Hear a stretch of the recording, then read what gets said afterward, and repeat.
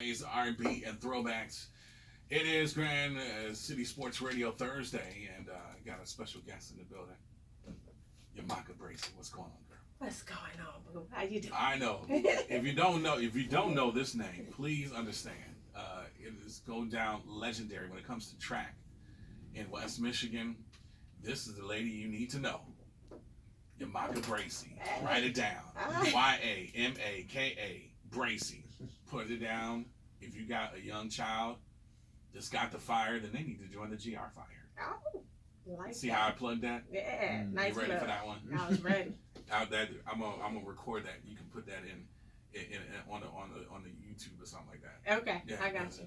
So, talk to people about GR Fire. What is GR Fire? Well, Grand Rapids Fire is a track team that was put together about 12 years ago for athletes between the ages of 7 and 18.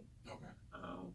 It is a family team that we started, and we have had the opportunity to work with many people from all over the city. Yeah. And it's had some great results. More than anything, it's more family oriented. We build relationships, we have character, and in the midst of all that, we have God, and then they're able to train and compete at a national level that they ordinarily wouldn't just get here in Grand Rapids. So I tell people, look beyond the walls of Grand Rapids, because the push is outside of these walls sometimes, but we come from within the walls. So that's always exciting. So that's kind of what our team is. How long have you been involved with it? We started about 12 years ago. I started with our oldest daughter, Sakaya Bracey, who is now at Purdue University, but she was running at a family reunion, and my husband saw her running, was like, man, she's kind of fast. And I was like, yeah, she is kind of fast. So she was going to Henry Padilla, which is MLK now, under the leadership of Ruth Jones, who I love so much. But she ended up running at a track meet there, and she was competing, and a man there told her, hey, you need to take her to the next level. And I was like, well, what's the next level? And he was like, the AAU level. And I had never heard of AAU. Yeah. So we ended up going to AAU, which was in Detroit, Michigan. And she competed at the time. We didn't know it was a state meet.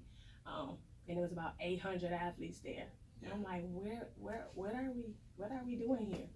And it started from there. And she competed and ended up taking her all the way to the Nationals, which was in Virginia that year. And when we got to Virginia, we had many coaches that will coach her because there wasn't a team here in Grand Rapids. So I would drive her, my dad and I, or my husband, we would drive her back and forth to Detroit 3 to 4 times a week because that's where all the teams were. And I had some great mentors there, Karen Hall, Darnell Hall, who was an Olympian, as well as the Mustangs, and just train as much as possible before I started getting into some of the ears here, like Coach Rashid, and Coach Eubanks, and Coach Hugh Martin, and all of them began to help me develop here. And so on the way back to nationals, because when you get to nationals and AAU, you can't do anything. Like as coaches, you can't go on the field. The athletes got to do what they can do on their own.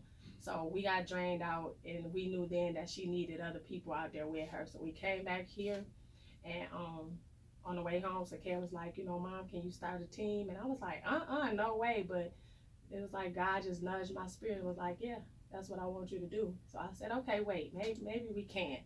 Came back, grabbed 14 kids.